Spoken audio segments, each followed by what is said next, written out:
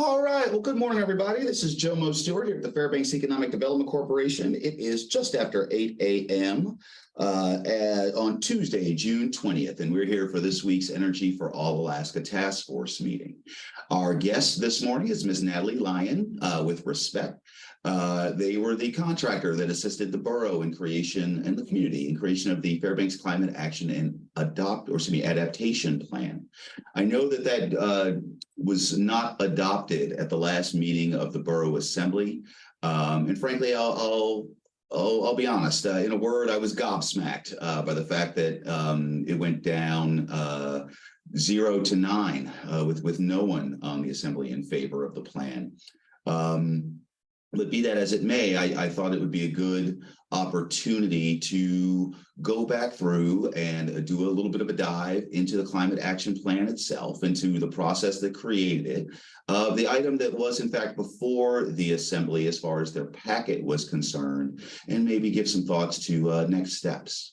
But yeah, without further ado, just a reminder to all the participants, as always, this is for our mutual benefit. So if you have any questions, the chat line is open. It is being monitored. You can post questions or comments there. Otherwise, you can raise your hand. I'm monitoring the participant list.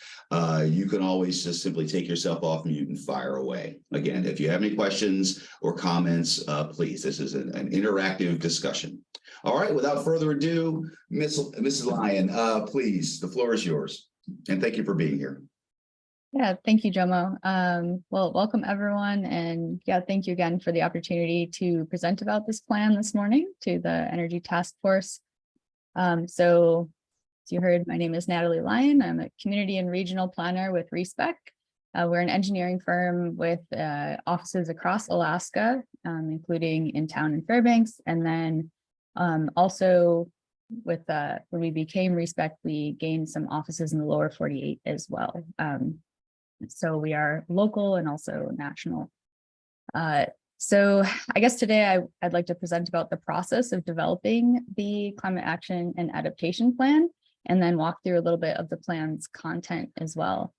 And I know there's definitely some people in this room who are just as informed or more informed about climate planning in the borough than myself. So see a couple, at least one former committee member, and Lisa, who's here. So if anyone wants to jump in and share some of their own experience or perspective, I really would welcome that as well. So I have quite a few slides, but like Jomo said, we want this to be a conversation. So please cut in, wave at me, raise your hand, and we'll try and do that. And if you see me kind of swatting got some mosquitoes in here. I'm working from home today. So you might see me swatting a cat or a mosquito away from my desk, but all right.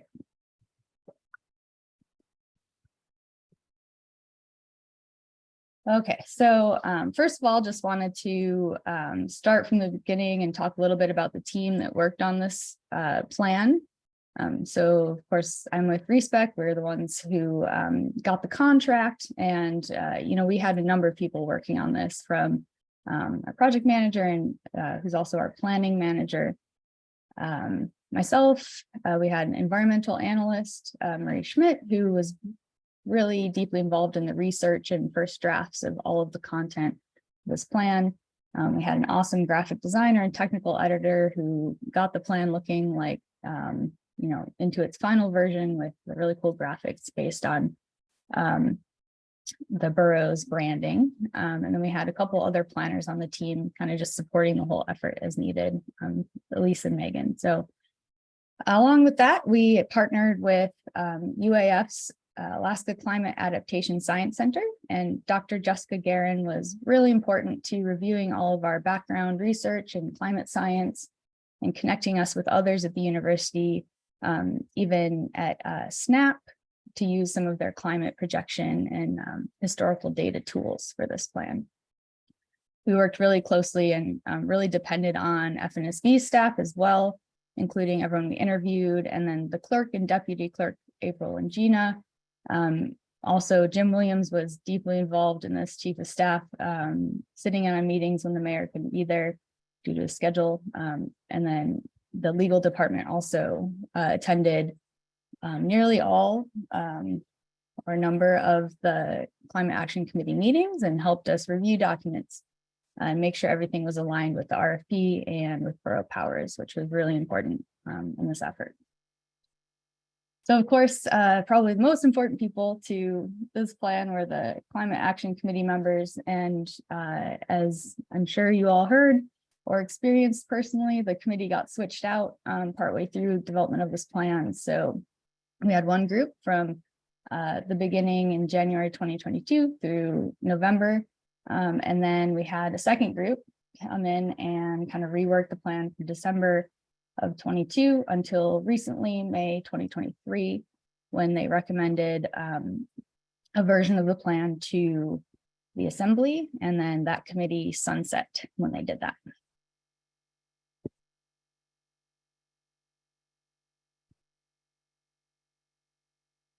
All right, so project scope here. Something that was very important to developing this plan for the borough was having it focused on borough operations, facilities, and policies, so that it would be based in FNSB's second-class borough powers, which are somewhat limited compared to like a first-class city or even kind of local government structures in, for example, other states. So it's a very specific set of powers. I don't probably need to educate people in this room on that, but we tried to write our proposal really focused on that and then maintain that focus throughout the project development, because we knew that that's what the assembly would be really looking for, and the administration as well. So we had an $80,000 budget and a goal of getting this thing done in 1 year. That got a little stretched out, obviously, just got rolling a little bit late, and then having to kind of adjust to the new committee. So it's been a little bit, it's almost, I guess it's been 1.5 years about now. So Climate Action Committee, as you saw, was composed of one FNSB assembly member, 5 community members, and then the mayor or designee. And so had just a few stats here about also kind of the scope of what we're looking at for borough operations. So the borough has about 457 regular employees at the time that we were, well, I guess at the time the RFP was written, about 110 temporary employees, and pretty significant square footage when it comes to buildings, 90 major buildings and 3.2 million square feet. A lot of that is operated by the school district, and then 780,000 square feet operated by the borough for other functions. And then this plan also, you know, in theory, had the ability to think about adaptation and mitigation measures at 150 other facilities, including parks, sporting fields, cabins, and even the levee. That's what we're talking about in terms of scope. All right. So based on that, I think we really early on, and with the first committee, wanted to have some kind of goals and purpose statements that framed this in terms of borough operations, and had some really clear messaging about what the point of the plan is for the public. So that's kind of what you're seeing on this screen. This was from the public participation plan, which eventually became the public participation chapter and then the public participation appendix. But that document was really key in figuring out how are we going to engage the community in this effort, and provide like a little bit of education about why this is important, why the borough is doing it, and what are some of the benefits that it could bring. So you'll see if you go through the plan chapters, you'll see a lot of this language repeated, because this is really what, the reason why we're here doing this. So it's about preparing for and mitigating climate change to protect the health, safety, and well-being of borough residents. And the borough is a second-class government is really focused on protecting the health, safety, and well-being of residents. That's kind of part of what they're focused on doing. So if I may, Miss Natalie, so again, though the plan would have touched on things outside of the direct scope or ability to directly impact or control things, governmental things outside the government's reach.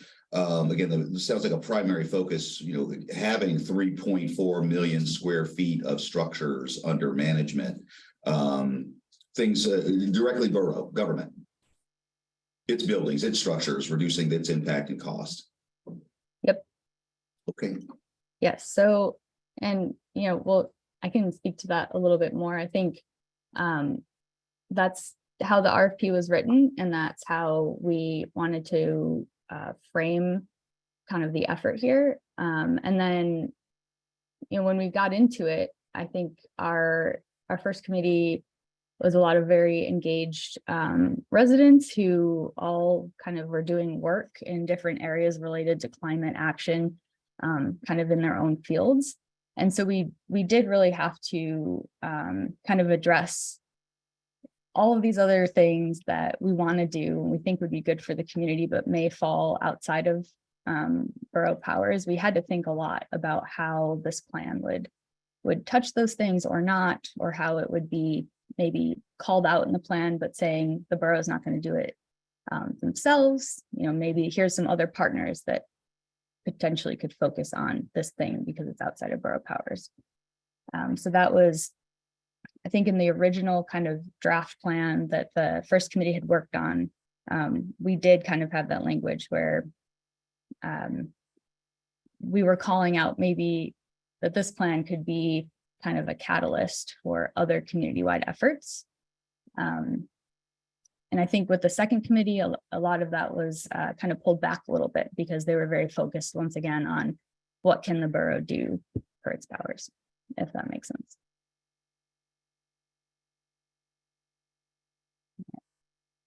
Thank you. And just as a reminder to the group, since we've got some more folks, again, this is for you. If you have any questions, please throw up your hand, go ahead and put in the chat. Those are being monitored, or you can take yourself off mute and fire away. Thanks. And thank you, Ms. Lyon. No questions, no hands up. Okay, we may proceed. Okay. Okay. So, just wanted to pivot a little bit and give you just a quick preview of where you can find all of the final plan documents. So if you haven't seen it before, the borough has a webpage for this plan that was set up on their official website, and we'll see if it'll let me click on this or not. Maybe not. But this, despite the plan being defeated, are you seeing the website now, or are you seeing the slides still? Website. Great. This website will remain live for 5 years. So if you want to come and read any of the final plan documents, go through any of the supporting documents, any of the meeting packets to see what happened at all of these committee meetings, that's all here. It'll live here for 5 years. So one thing I just wanted to kind of give a preview of here was kind of the history of climate planning in the borough. So this effort was really building off of previous efforts by the community and by the borough government to try and address climate change impacts here. So going a little further back, there was a 2007 to 2010 process. I know a couple people in the room were involved in this.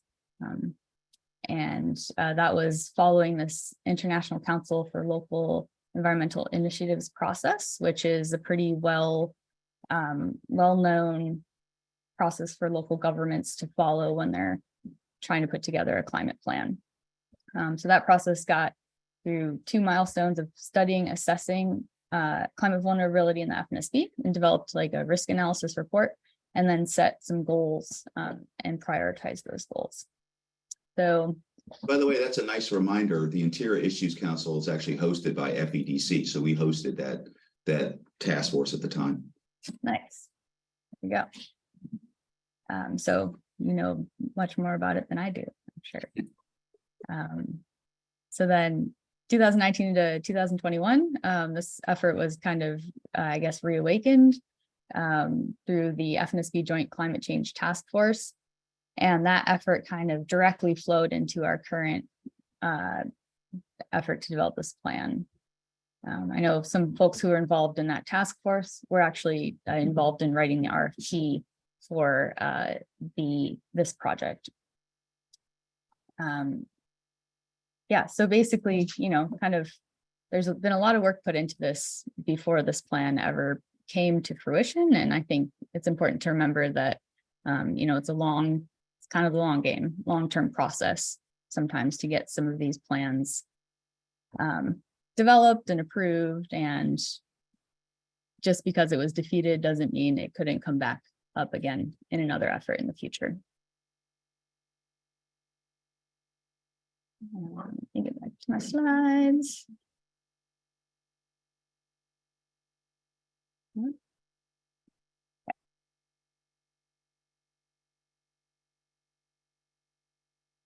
So yeah, recommend checking the website out, and you can look at any of the chapters / appendices there if you want a deeper dive. So our project schedule, I don't need to dive too deeply into this. I think it'd be good to get into some of the actual plan content, but this slide just kind of shows, and everyone's seeing the slides again? Yes. Great. This is kind of the original schedule adjusted for what actually happened in reality. So we had kind of 8 tasks that we were working through. So those you see lined up on the left, with kind of the timeline across the different seasons that we tried to focus on those within.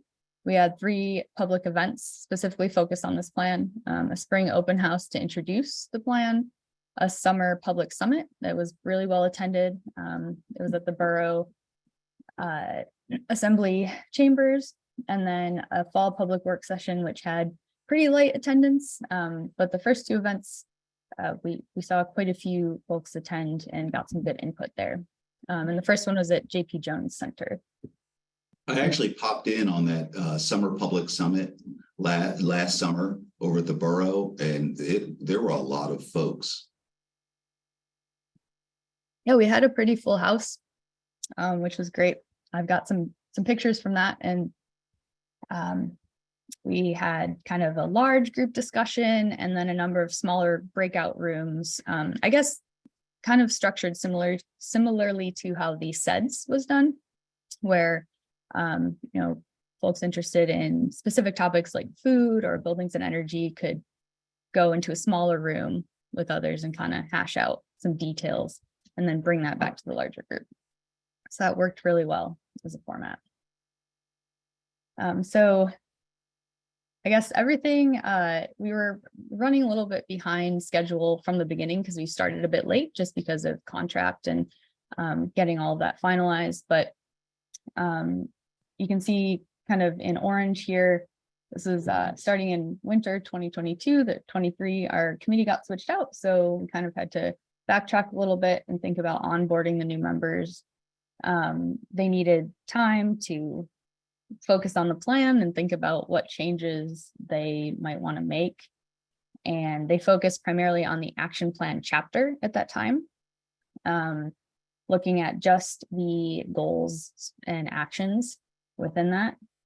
So I think they had 3 or 4 meetings that were pretty long, and they went line by line and kind of reworked all of those actions. So then they recommended that chapter as the plan itself and put the other chapters into appendices. The rationale being that they didn't have time to work on those other chapters, or we didn't have the budget to go back through all of these other chapters line by line as well. And so then that's what was forwarded to the assembly with the action plan chapter now as the plan, and then all the other chapters in the appendix of the document. I will say, again, regarding that summer meeting last summer, I just walking in the room and walking around it, it had the same feel as when the community came together, say in the early 2000s for the Fairbanks, well, as the cost of energy started to climb. So the Fairbanks Cost of Energy Task Force. And then later, a couple of years ago, when we all came together, specifically up at the university regarding air quality, when there was a large air quality task force to help the state formulate recommendations and actions relative to air quality. Thanks, Jomo. Yeah, those efforts were before my time here in Fairbanks. So yeah, I appreciate that. It sounds like, at least from your perspective, that was a meaningful event. I think for us on the project team, we gathered so much content, so many notes about what people wanted to see, that it really made developing kind of the goals and strategies, just that much easier for us to do, because we had such a good foundation of public input from that meeting. All right. So what you're seeing now is kind of the layout of the plan. I will say, you can see there's a little asterisk down here in the corner. This is the original plan organization.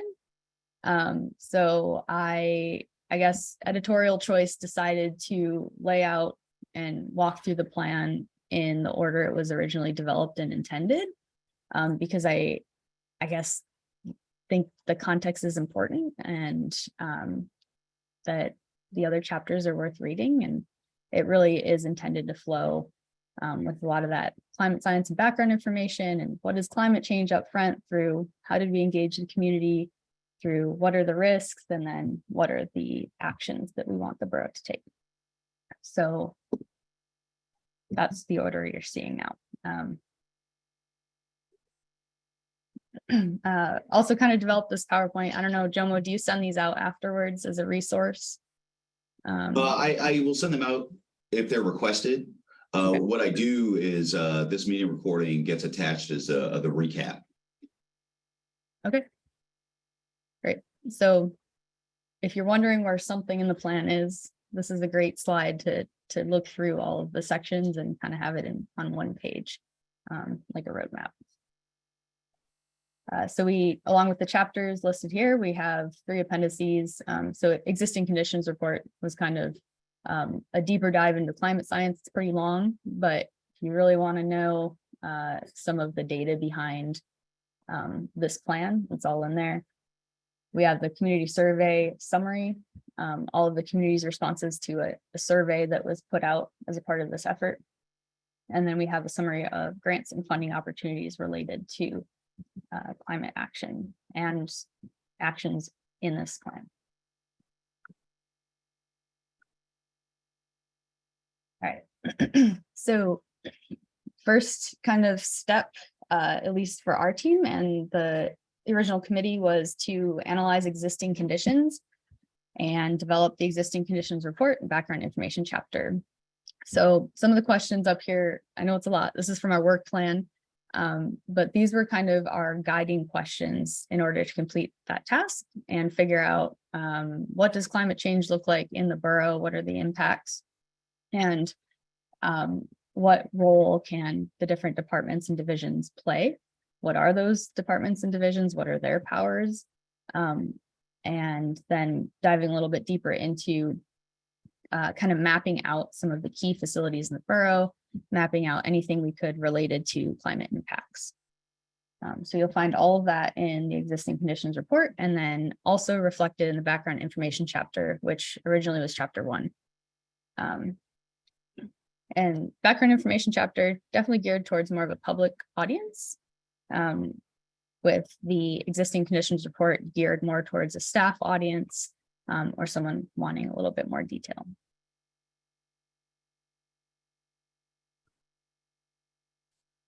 So, excuse me. Throughout this presentation, I'm actually pulling in a few pages from the plan documents themselves. Just thought it'd be easier than flipping back and forth between document and slides. So this is from the background information chapter. Obviously, it's important to have a what is climate change? Why are we talking about this? Kind of introduction. And that's where that lives in that background chapter. So we're defining some key terms that appear again and again throughout the plan. We also, through the community survey, were able to gather a lot of people's personal experiences of climate change impacts in the borough, and that's documented there as well. So we thought it was really important to talk to people, ask them, are you feeling this? What examples do you have? And so we wanted to feature some of that in that chapter just to document that, yeah, people here are experiencing this, and in some cases it's really impacting their livelihoods and their homes and their property and their health. Background information chapter also had information about historical climate data. So this chart you're seeing here is showing warming, historical warming from about 1920 through 2020. You can see by season how that has changed. And then we also worked with UAF and SNAP to do some projections. And I know this graph is not nearly as beautiful as the last one, but it gets the point across that projected, this is for precipitation, but temperature and precipitation both projected to increase with continued climate change here. Certainly the great downpour of Christmas before last, and spending my entire week between Christmas and New Year's repeatedly shoveling super heavy snow was special. Yes, certainly was. I'm glad you brought that up too. We actually, that was one of the climate stories we documented in the background information chapter. So I think it was Ned Roselle over at, I don't know if he was with the university, I believe so. But we were able to kind of document some of his, I guess, reporting about that event, and have a picture of the big, cracks in the ice in the road that everyone had to drive over for like 4 months after that. So that was one thing we heard. Well, we documented. I think that was, we were already developing. My timeline's a little blurry now, but that we have that documented in the background chapter. And I know a lot of people brought that up in the meeting. All right, so we also worked with UAF and SNAP to look at some projections about permafrost. So I think the images here, these maps really tell the story. Basically, we're looking at two different climate change projections here, two different models, but basically blue is, colder ground frozen temperatures. And then once we get over to this dark red color, it's indicating areas projected within that time frame to have no more permafrost. So with our borough having pretty discontinuous permafrost at this point, but pretty significant amounts of it, this is, I think, really kind of brings the message home about some of the impacts that we could see here and are already seeing with some of the recent sinkholes we've had last few summers. So.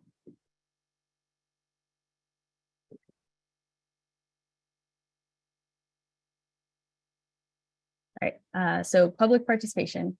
I already talked a little bit about the public participation plan.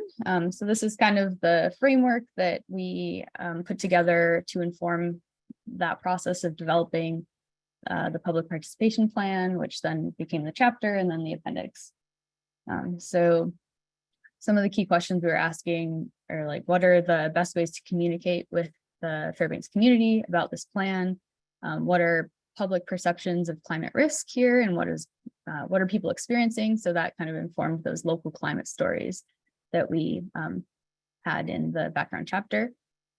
We originally had an idea which we kind of wanted to try. I think the first committee was interested in, but eventually kind of got shot down, I think because maybe it was outside of borough powers, was to have sort of a climate ambassadors program. So that's what this is referencing here. Interesting idea, I think, for the community to try in the future, because we always want more public involvement on a plan like this, especially on a topic that people are going to disagree about. So climate ambassadors program would basically be kind of volunteer members in the community who want to take on this role of doing some outreach with their own networks and their friends and family and colleagues about why this plan is important, and kind of just talking with people, whether they agree or disagree, about why, maybe we want to be more prepared, or what kind of those reasons are that we're thinking about this. This is slightly off subject, but does the body of work include the what was recommended as far as what key strategies for communicating to the public? Because frankly, all of us who have to communicate with the public try to get information to them, also try to get them to react, maybe come out to meetings, answer surveys, take any particular action. We're all trying to figure out what's the best, most efficient, least costly way to reach people and motivate them. So did you document that? So I can go back and try to find out if you found the magic formula? Yeah, I'm not sure we found that magic formula, but we did document everything that we did. And that can be found in that public participation plan / chapter, which is linked here. And then also you can just go right to that project webpage and you'll find it. So yeah, we really tried as best we could with the budget that we had to get as broad of outreach as possible. And we were quite limited with just time and budget on doing that. As I'm sure anyone who's worked on an outreach effort or a plan here in the borough knows, it's just very challenging to reach everyone when we're also geographically dispersed, and also a little bit politically divided these days. So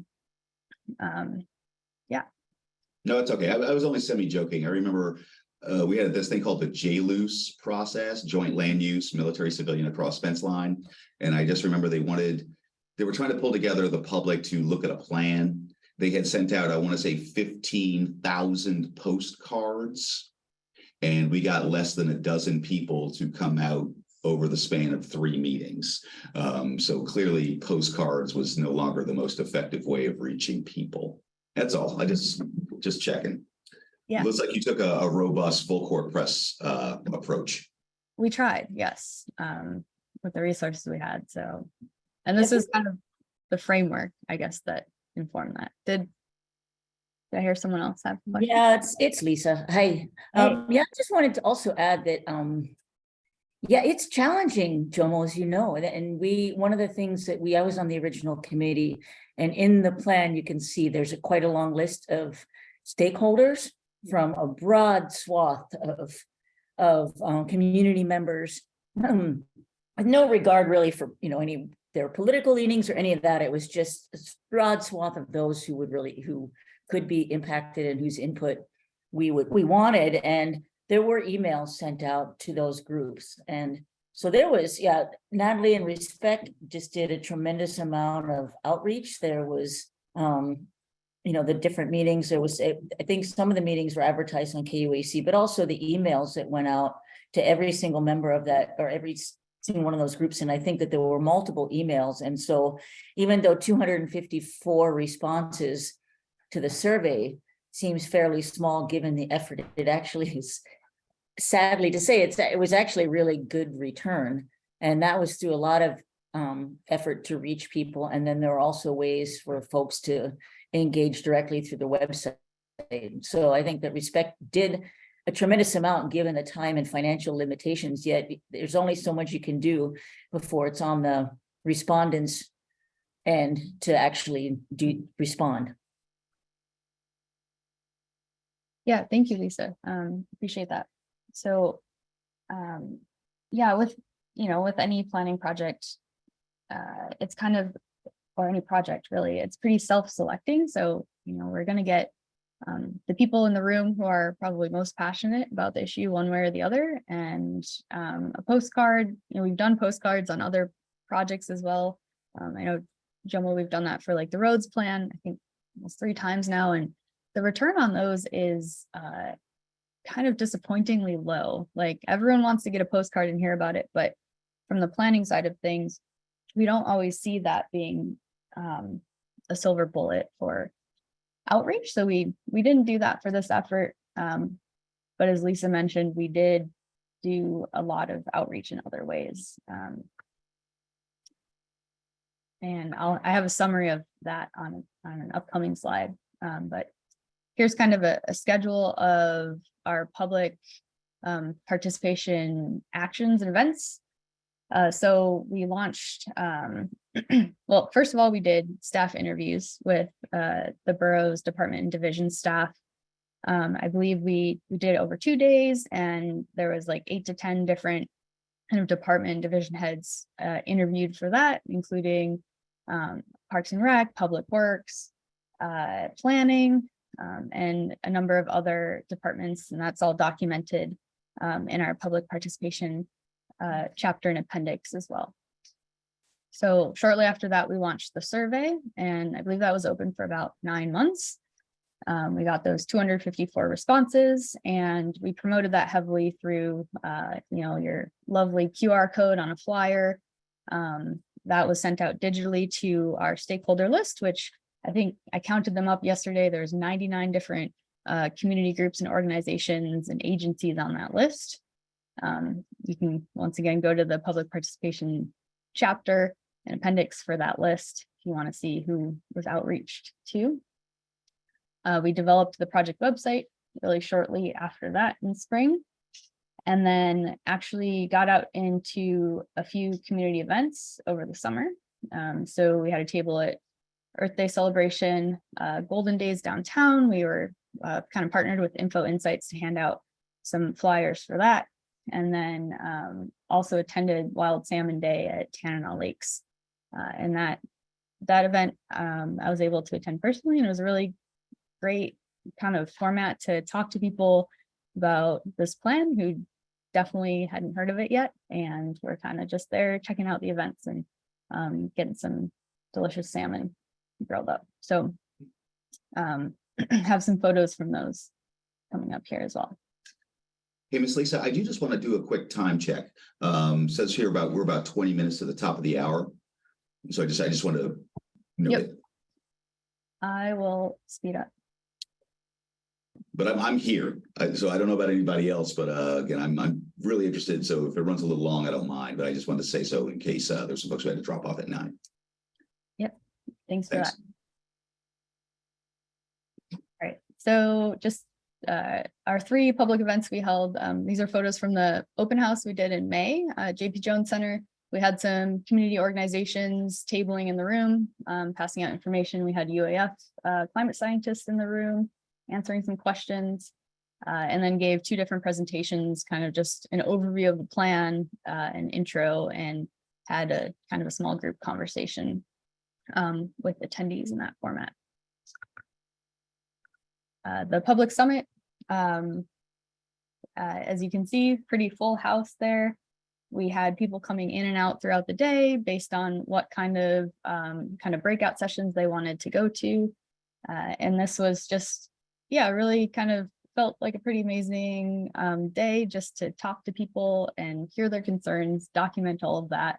And we did, have some mixed opinions in the room. I would say most people who came out were really supportive of the plan, but we did get down into the nitty-gritty about borough powers and the mayor attended, so we were able to talk through some of those issues as a group, which I think was really beneficial.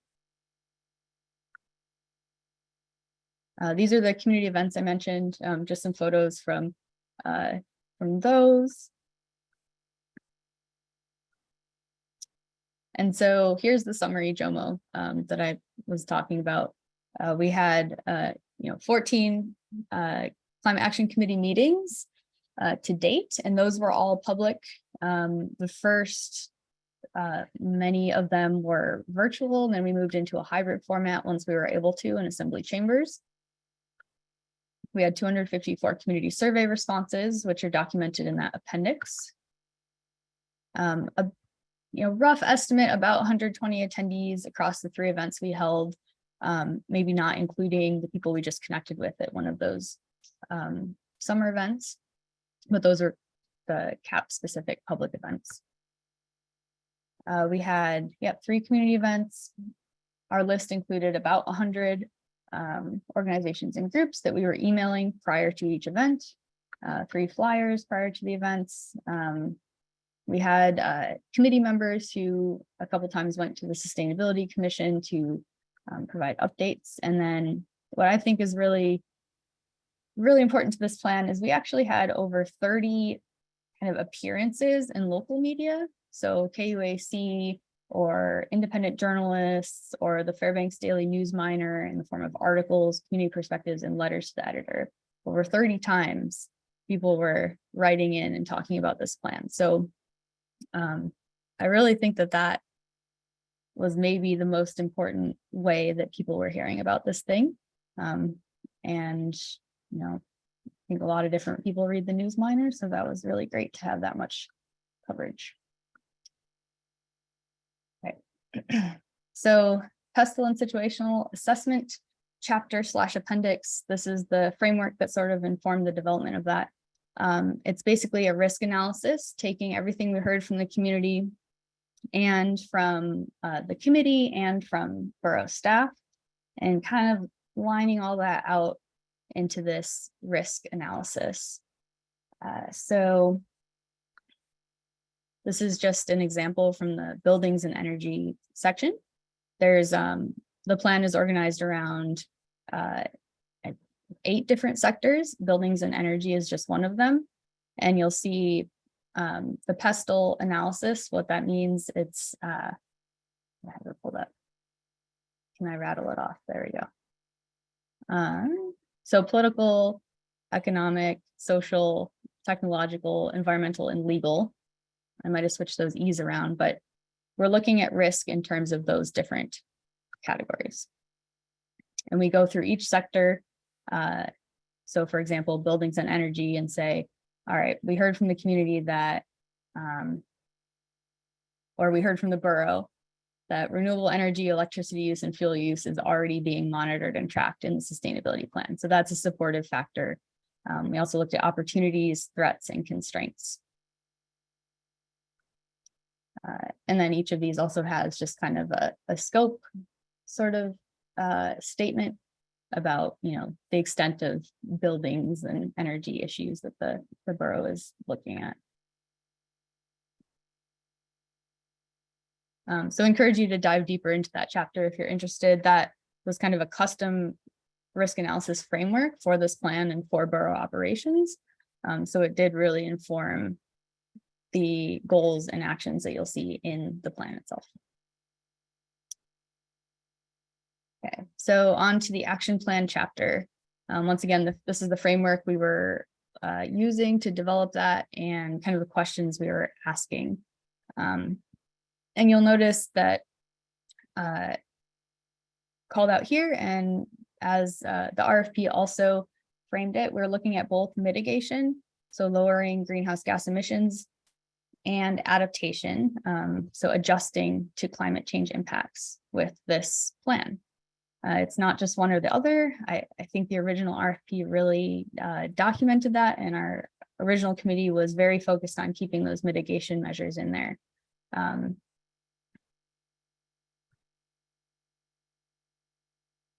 right, so here are the different 8 sectors that the risk analysis, the action plan chapter, and the evaluation framework are all organized around. So these are basically the different areas that the borough functions in and, basically uses its powers. So we did decide to include education and workforce development in here as a sector because we think it's really important. Even though, it's really the school district who's making decisions about education, workforce development is maybe not directly within the borough's core powers, but these are things that are important to the community. So it was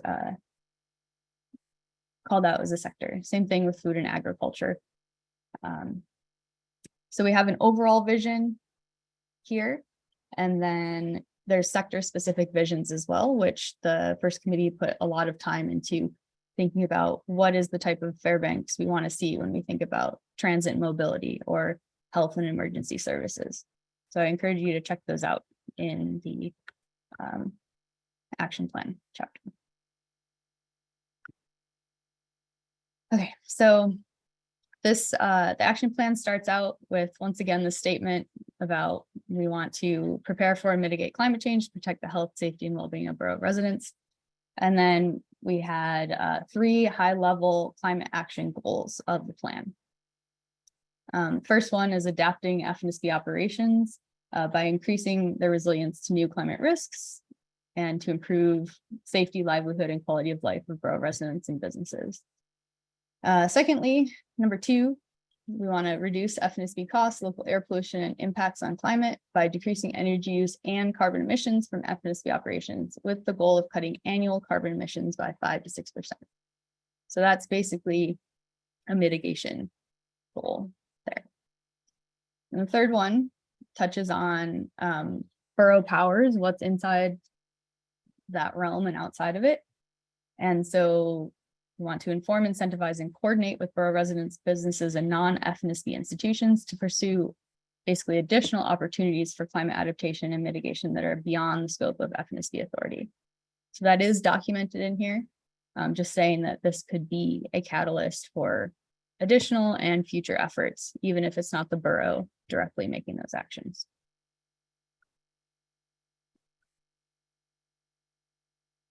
So Actually, Natalie, I'm so sorry. Cutting emissions 5 to 6%, what's the time frame? Is that like per year, by a certain year? yeah, good question. So it's phrased a little funny in here, but it's cutting annual carbon emissions by 5 to 6%. Okay, thank you. and just so we're clear, this is actually we're now jumping into the real meat and potatoes that were before the assembly. My recollection looking at the packet is that it was this section that was before the assembly. Yep. So this is from the plan as they sent it to the assembly. Originally, the action plan chapter that became the plan. Thank you. Yeah. So I had to at least call out kind of co-benefits. This is some of the front matter to that plan before we get into the actions and the goals. So co-benefits are the additional benefits that can occur if we take climate actions towards adaptation mitigation. And so we looked at those for the borough in categories of human health, ecosystem health, jobs and prosperity, and equity and inclusion. And for this group, I pulled the one about jobs and prosperity. So we did, do some research about, obviously the opportunity to have new sectors and new types of jobs in the borough, whether it's related to kind of EV maintenance and repairs or related to like solar installing or wind energy or any of those new areas. I guess we didn't come across like a good study that put numbers to that, which if anyone knows about anything like that, that would be really cool to know. Please send it to me. But we did look at, on the other hand, a couple studies that talk about the costs of inaction. And so researchers, I believe at UAF, and a number of institutions worked on a couple of those studies to look at what are going to be potentially estimated some of the damages that we could see in the borough if we don't take these actions. Not these actions specifically, but if we don't work towards adaptation and mitigation, what might those costs be? So a couple of studies that we looked at concluded that climate change will cause extensive infrastructure damage that requires expensive repairs, estimated to potentially be upwards of 500 million. And that's in 2015 dollars. And that's also within this century. And I believe that that was specifically looking at the FMSB in our geographic area. So something to consider when we're thinking about jobs and prosperity and where our tax dollars are going. If we take some of these adaptive and mitigative measures, we might be able to minimize some of those potential projected costs in the future. Certainly, it seems the ROI on things like energy efficiency upgrades are very well documented. We've starting with the original Fairbanks Cost of Energy Task Force, their highest recommendation as a hedge against increasing price of oil was in fact energy efficiency. You know, the cheapest BTU is the one you never use, things like that. And I see you highlighted that in the Michigan example. Yes. You know, plans like this, they can save money. And for example, in Lansing, Michigan, that's exactly what they expect to see is quite a bit of savings over the next 20 years because of a sustainability plan.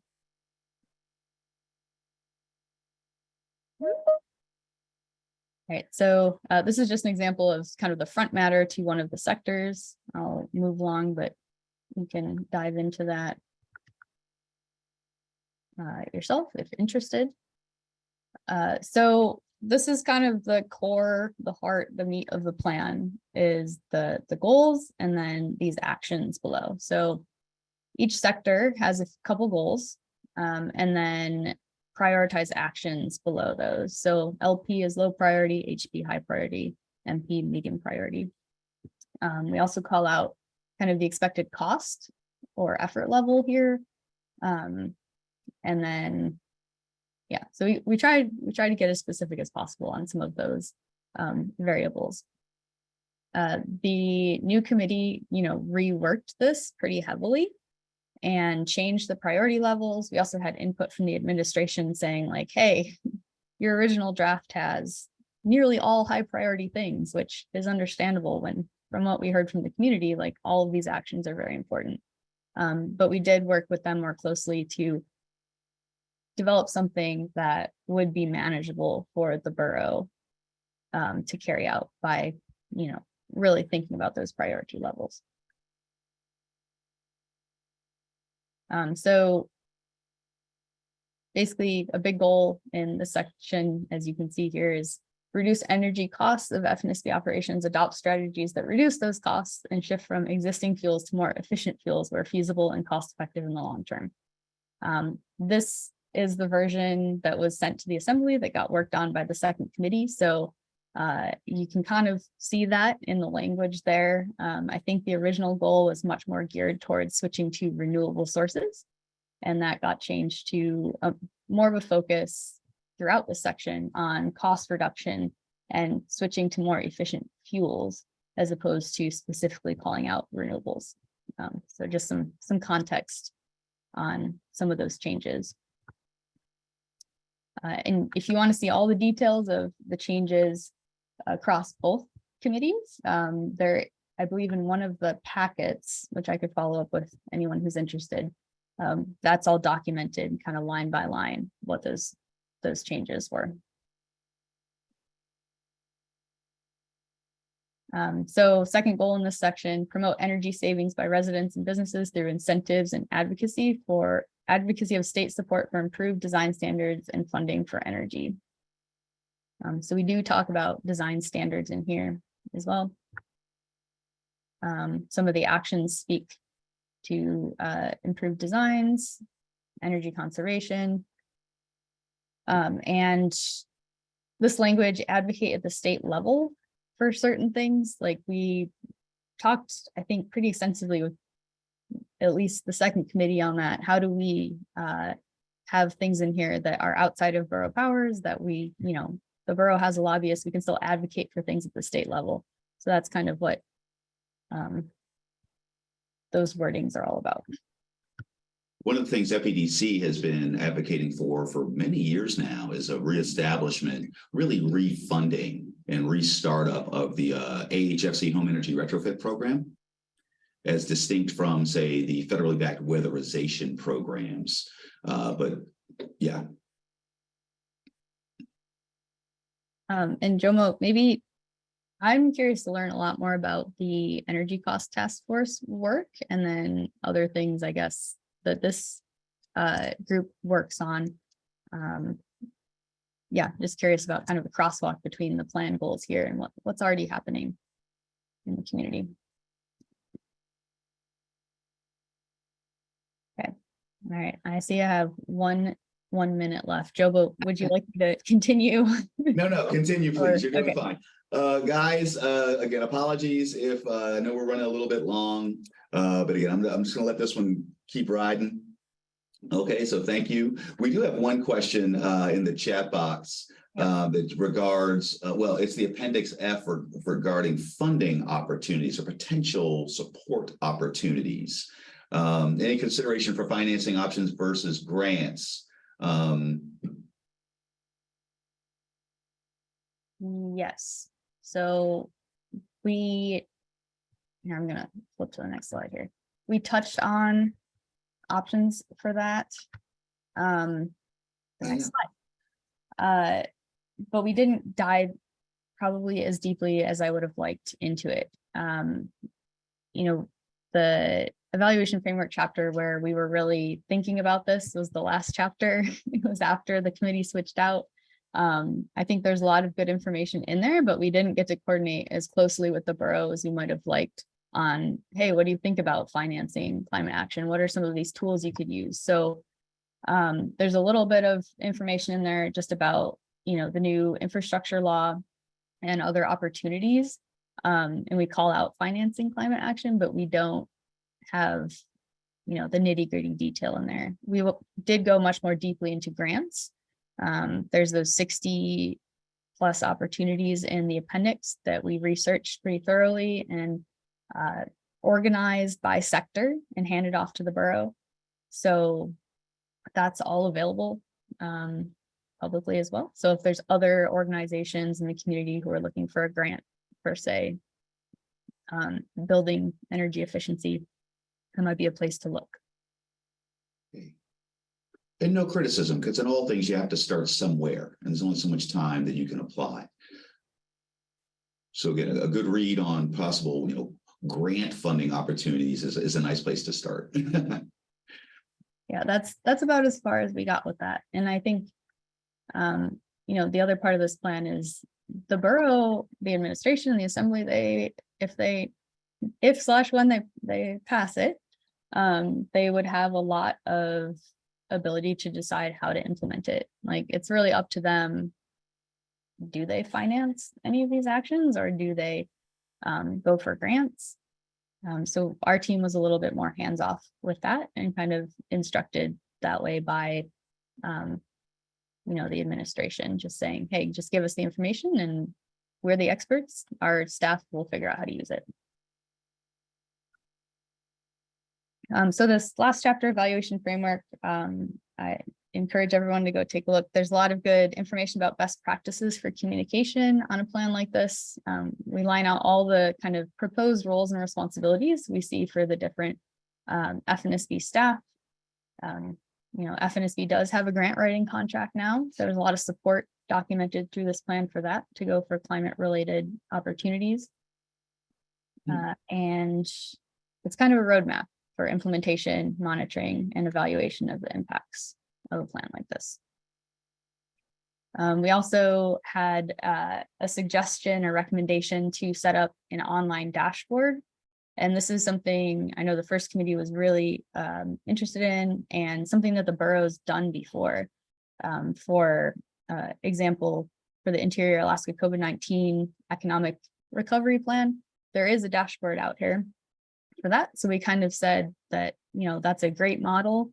Wouldn't it be cool if we could also track climate mitigation adaptation actions in a similar way? Then there would be a lot of accountability for the public who came out and informed this plan to see, oh, hey, the borough, they got this done, they're working on that.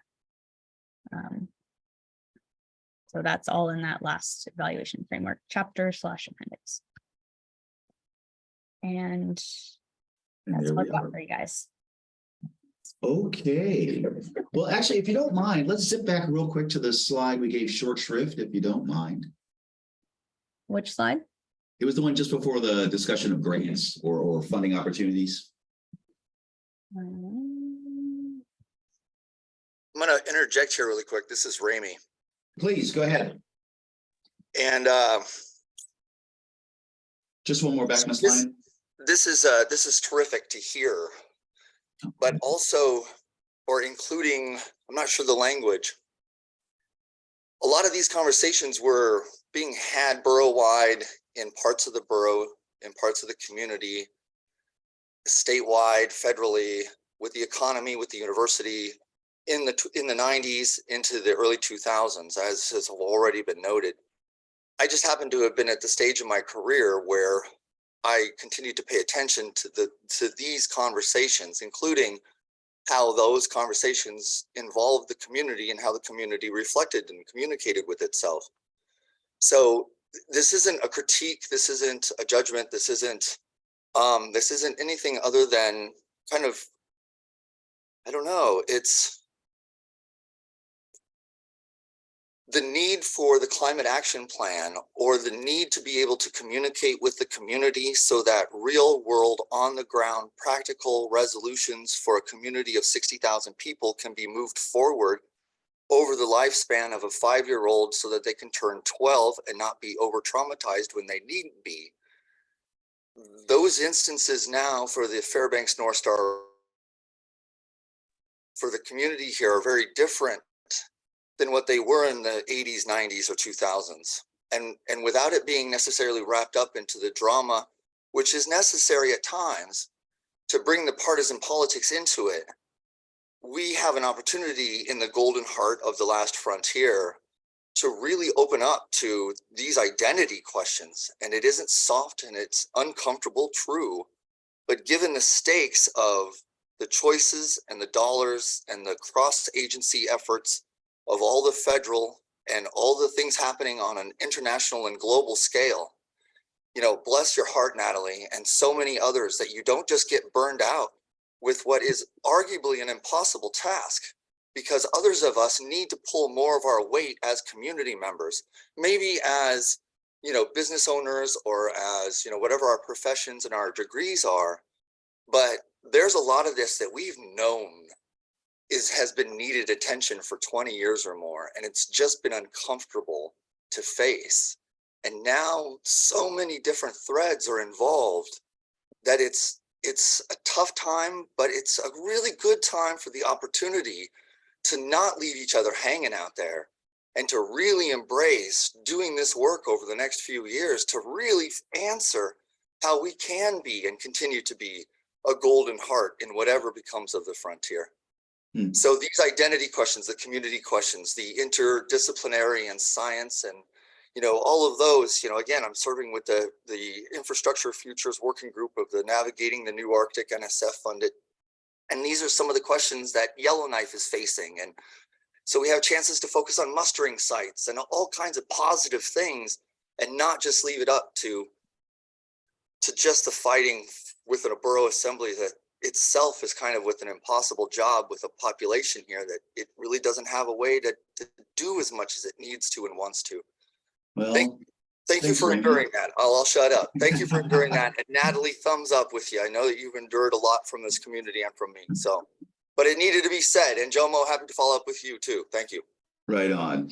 Well, certainly the group with your assistance over at Respec it appears to have been a very thoroughgoing job. One of our good buddies for FEDC and the task force, Mr. Steve Hagginson, one of his favorite catchphrases is, you know, when was the best time to plant a tree 30 years ago? When's the second best time? Today. And it looks like we've may have passed up an opportunity to plant a tree on this one, but again, the work continues. And certainly this looks like it was always meant to be a more of a living document more than something carved in stone. Yeah, well, first of all, thank you, Rami. I think that was a really good summary of, at least how I'm feeling about all of this after, this thing not immediately getting adopted. And yeah, I guess from my perspective as the planner, if I can share that for a second, I do really think that this would be a great first step for the community.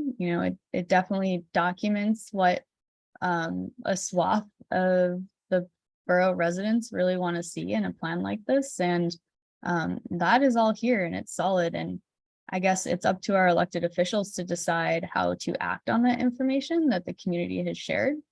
And as a living document, if it was or gets adopted, it can be updated as often as the borough would like. Or this thing is alive and well on the website for 5 years. If there's other groups and organizations in the community that want to take some inspiration from it or take it and, use it to push their own climate action adaptation goals forward, or that can happen. It should be a catalyst for our next steps here to make sure that the borough is a functional and livable place for the next few generations. So yes, can we zip back to the slide that just had the overview of the total document? Yep. Sorry. Oh, it's fine.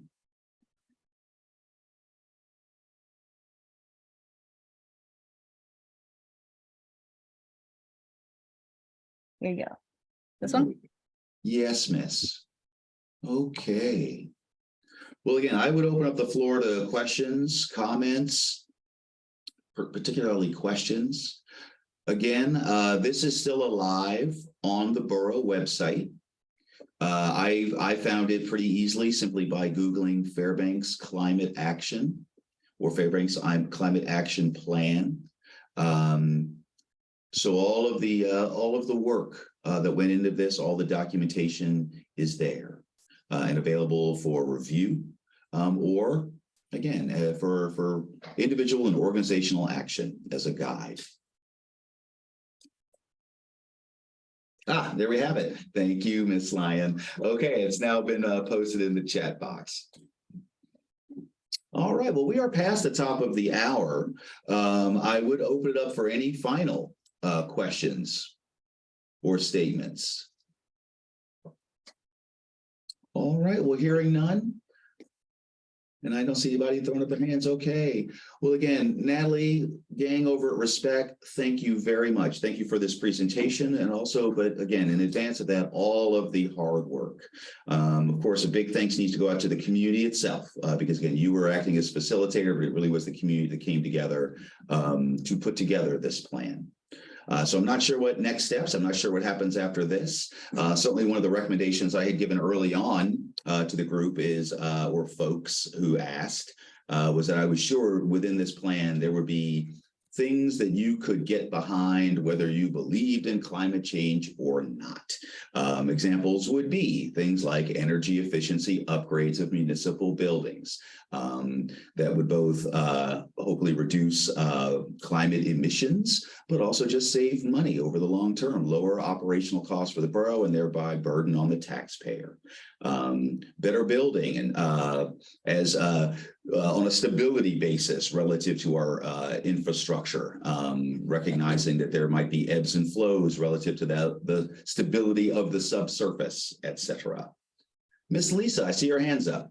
Yeah, I was going to just sort of piggyback a little on what you said. I didn't know when I raised my hand I was piggybacking, but you mentioned some of this, and that was one of the things that, in looking at this, it's a mitigation and adaptation plan, but the idea of like really highlighting the adaptation component, because regardless of whether or not you know, or we know, or we can pinpoint, or you believe in the cause for any of these effects for which we need to adapt. The things are happening. Permafrost is thawing. Our roads and infrastructure are being impacted by it, and other elements. We're experiencing weather events. We're experiencing all sorts of effects of climate change, and whether or not you believe that's the cause, the effects are apparent. And so being able to adapt to those changes is really important. And so I think, and again, there are mitigation components that, you could put into economic terms as well. So, if you look at it from an economic standpoint, a lot of what's in this plan just makes a lot of sense. And it, regardless of the cause, I happen to be one who believes that climate change is real and happening. And I was on the original committee, but even if you don't believe in those, the causes, the effects are apparent, and we do need to adapt to them. The Earth is an oblate spheroid, whether you believe it or not. Oh, all right, everybody. Well, again, thank you all so much. And Lisa, actually to you directly, yes, for your service on the Climate Action Committee and the drafting of this plan. Again, thank you very much. You've been a long time volunteer across the community. You've been a long time member of this Energy Task Force. And so, thank you for the additional work on behalf of the community with the Climate Action Plan. All right, so everybody, thank you so much. Have a great rest of your day. I don't have anything really lined up for next week, but I got some things I'm working on. So if they come together, I'll let you know. Otherwise, I will be sending out this recap. Miss Natalie, if you'll send me this presentation, yeah, I'll have it on deck. I can put it in the file, but that way, if anybody does want a copy of the presentation itself, I'll be able to send it to you. You just go ahead and reach out via email. Well, all right, everybody. Thank you very much for another great Tuesday. Have a great rest of your week. Hope everybody had a good Father's Day. Hope everybody had a good Juneteenth yesterday. And yeah, we will see you soon here at the Energy for All Alaska Task Force. Thanks, everyone. Thanks, Joe. Trouble.